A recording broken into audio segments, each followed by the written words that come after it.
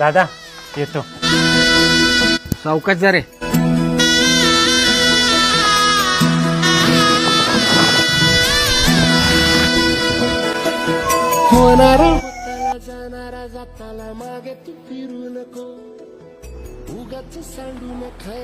Operation झालेलं आहे.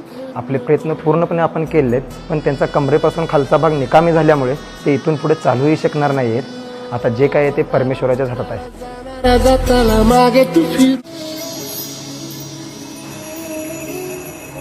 काळजी करू नका, या आरवडीच्या बनात शेवेला.